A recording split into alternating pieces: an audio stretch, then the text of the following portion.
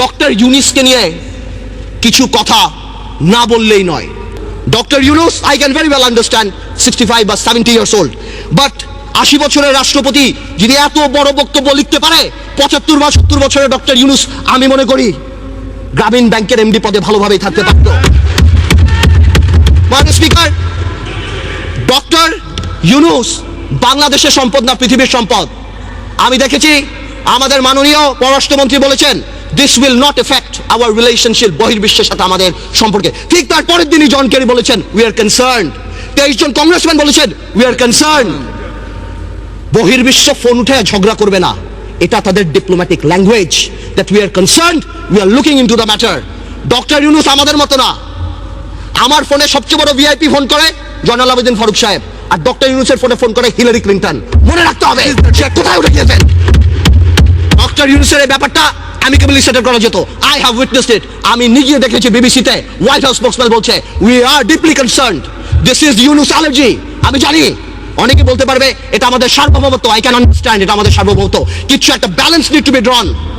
এখন সার্বভৌমত্বর সাথে ব্যালেন্স, এখন গ্লোবালাইজেশনের সময় কালকে বাংলাদেশের বিপদ হচ্ছে, আমরা তাদের কাছে যে হাত পাততেছি, দুই নেত্রীর মনোমালিন্য হচ্ছে, নির্বাচনে যাবো কি যাবো না, আমেরিকান এম্বাসির দাওয়াতে ভিড় লেগে যাচ্ছে, এখানে ভিড় লেগে যাচ্ছে, আর যখন কোনো কিছু হচ্ছে তখন কি বলা হচ্ছে এটা আমাদের সার্বভৌমত্বের ব্যাপার। এটা সার্বভৌমত্ব ব্যাপার না, এটা পার্সোনাল ভেন্ডাটার ব্যাপার। সংসারের কথা আসতেছে, excuse me, I would appreciate if you let me finish. Yes, please, uninterruptedly. Thank you. Yes, you should know it. আমি আরেকটা কথা বলতে চাই, সন্ত্রাসের কথা আপনি বলেন, একটা চেইন অফ কমান্ড থাকতে হবে। যেই দেশের স্বরাষ্ট্র প্রতিমন্ত্রী শাহরুখ খানের কনসার্টে যে মাটিতে বসে, সেই দেশে কি হতে পারে, বাণিজ্য কোথায় যায় আমাদের? A মন্ত্রী is not a person, a মন্ত্রী holds the flag. সেই মন্ত্রী আমাদের, সেইখানে স্বরাষ্ট্রমন্ত্রী যেই কাজ করে, এই দেশে এগুলি হতেই পারে। মাননীয় স্পিকার, অনেক কথা বলে অনেক কিছু শেষ করা যাবে না, তবে আমি এতটুকু বলতে চাই ডেমোক্রেসির সাথে গুড গভর্নেন্স থাকতে হবে, মোরালিটি থাকতে হবে।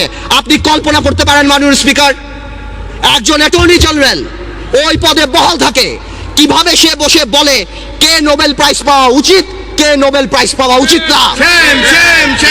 এটা অসম্ভব।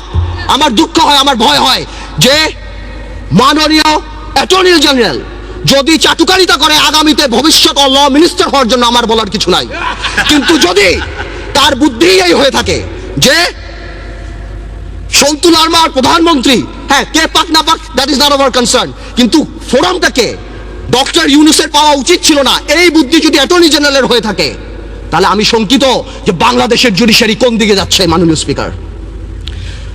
স্পিকার, আমাদের সবার কিছু কিছু ব্যাপারে একটা ন্যাশনাল কনসেনসাস হওয়া উচিত।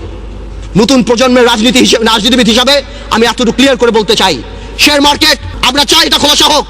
কেন এতদিনের রিপোর্ট আসছে না আমরা জানতে চাই। যারা সেলফ ডিক্লেয়ার্ড ব্যাংকরাপ্ট ছিল তারা কিভাবে 30-40 হাজার কোটি টাকা আছে।